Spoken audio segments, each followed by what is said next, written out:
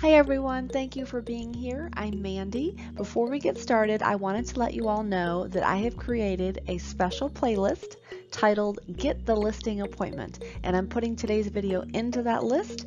And the reason I created this collection is because a lot of the videos in the collection share some similar material. There's some overlap. So if you find value today, I think you'll find value in the other videos as well. In scheduling appointments for the past 5 years, I've always wondered why some agents are more easily able to capture the listing at these appointments and others are not able to do so. I really don't think it has anything to do with good agents versus bad agents. I think it has to do with reading the room, as they say, taking the temperature of the room, or knowing your audience. So I thought it was really important to make this video. You're working so hard on the phones trying to create these opportunities, these appointments. Let's make sure that we differentiate between the different types so that we know how to strategize once we are given permission to meet with these sellers. So let's bring it down to basics and just look at the definitions here. What is a referral? A referral is one of your friends, a family member, or a past client that refers a home seller to you. What is an expired? An expired is a home seller listed with an agent and the home expired off the market unsold. What is a for sale by owner, or FSBO as we call them? Home seller is trying to sell on their own for sale by owner without an agent. The seller's mindset is very different between a referral, someone who has not listed their home on the market before, they're brand new, versus an expired listing seller, somebody who's listed their home for sale and it didn't sell, or a for sale by owner, somebody who's currently on the market and is struggling to sell. Before you go to the listing appointment, I want you to definitely consider what are they thinking and how are they feeling. It's very important to know the type of environment you're walking into and where they might be at in terms of their feelings and their thoughts at this point. The referral's mood. I would characterize their mood as being not frustrated and they're reasonably content, assuming they're not selling for a sad reason. Let's say they just need to transition in life. Versus an expired or for sale by owner seller. They are frustrated. They are feeling very rejected. They had high hopes for selling their home and the market rejected them. The buyers didn't want their home, or at least at the terms that they were offering, so they are feeling down and frustrated. Also, the referral most likely is only interviewing one agent. There's a chance they could be interviewing more than one, but they've been referred to you. So we know they have you on their radar. Could be other agents, but we don't know for sure. And the expired or for sale by owner, we know they are getting contacted by at least 50 agents a day. That's what we're told when we call them, right? There's a lot of competition circling around the expired or for sale by owner seller. Keep that in mind. Always be aware of your competition. It's out there. I mean, there's real estate agents everywhere. So know that. It's a very distinct difference between these two appointments. Next, the commission. Generally speaking, and this isn't an absolute, the referral might be more inclined to agree to a 6% commission with you. They were referred to you, maybe their friend used them, and they, don't want to look like they're trying to whittle you down on commission if their friend was at 6%, some social pressure, whatever. They should be willing to negotiate if they want to. You shouldn't feel that way about that. But I'm just talking about human behavior. So they might just be like, okay, we'll do the 6%. I'll get my price on the market. Everything is okay. They won't haggle with you probably as much. Whereas the expired or for sale by owner, they are going to play all those other agents calling them against us, the agents, and say, listen, this agent I met with yesterday said they'll do it for 4%. Will you lower your commission to 4%? So at that point, you have to make a decision. Sometimes our brokerages or our real estate teams do not allow us to cut our commissions. They make that apparent. Sometimes you have the ability to decide if you're going to cut your commission. And this is my word of advice here for you and also for myself as I become the agent. I'm going to look at not just this particular home, but the opportunity that the home affords. If this is a neighborhood that I really want to get into and I'm just getting started, I might be willing to discount my commission just to get the ball rolling and work super hard for this seller. And conversely, if this is a home that's not too close to where I'm located, there's a septic system and there's no permit, it's got some issues, that kind of thing, I might not want to cut my commission because I know there's going to be a lot more work involved. So I want you to consider this.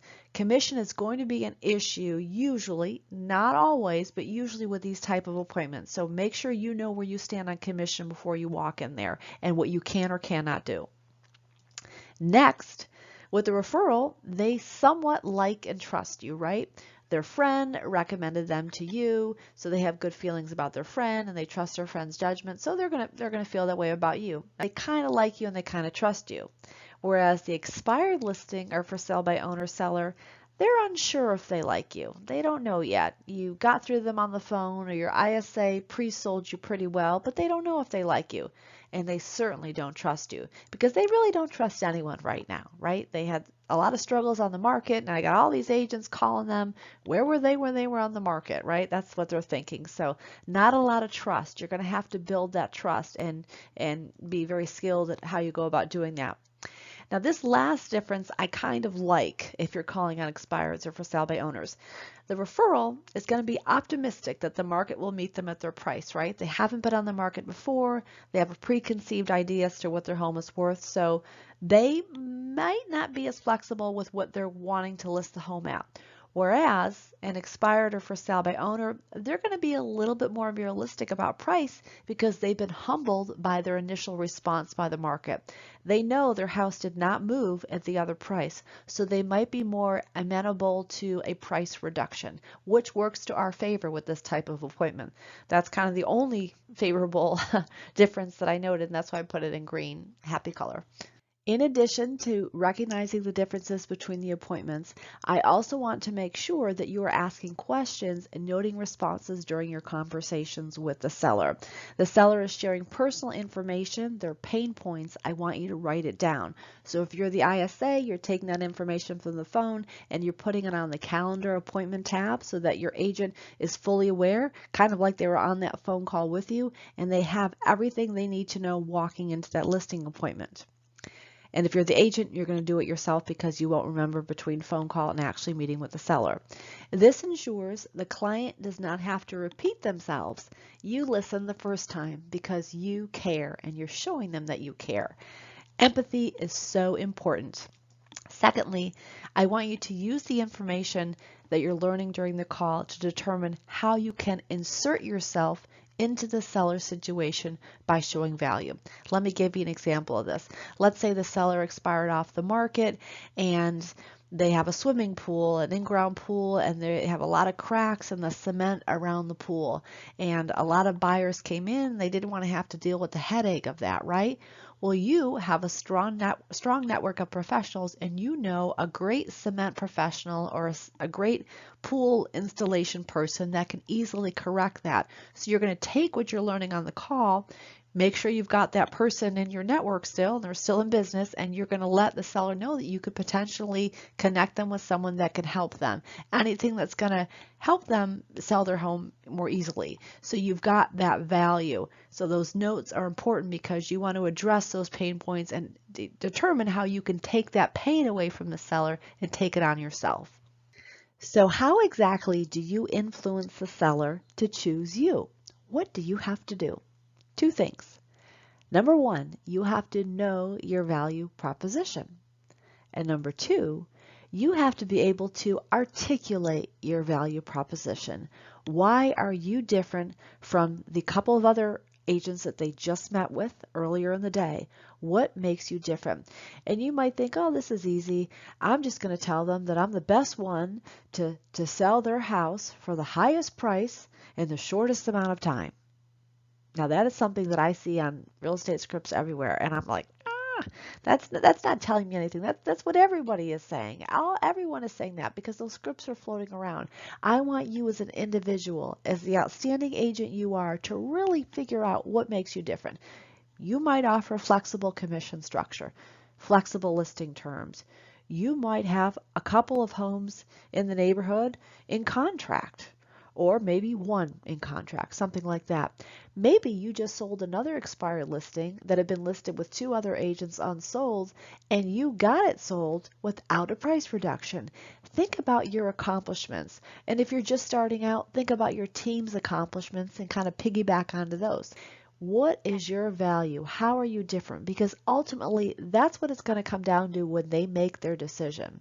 This is not a referral where they feel warm and fuzzy about you before even meeting you. This is more of an upward challenge. Figure out, why am I different? Why am I valuable? And then rehearse and practice communicating that to others. Believe it inside, and others will believe it as well. The differences between the referral and the expired or for sale by owner. Let's quantify it. I believe that with a referral listing appointment, you are 75% in the door to getting that listing agreement signed, okay? But with a for sale by owner or expired, I believe you are only 25% in the door. That's why you've got to work even harder to capture these opportunities once your ISA has scheduled them or once you've scheduled them yourself. It's not impossible, but there's a lot more preparation involved.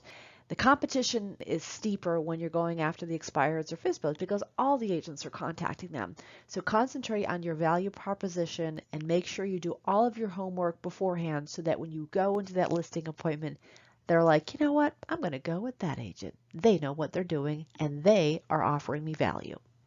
Thank you so much for watching, everyone. I hope you got value in today's video. If so, please leave me a thumbs up down below and consider subscribing to the channel. And also be sure to check out the playlist at Get the Listing Appointment. Other similar videos will be in that collection. I'll see you next time.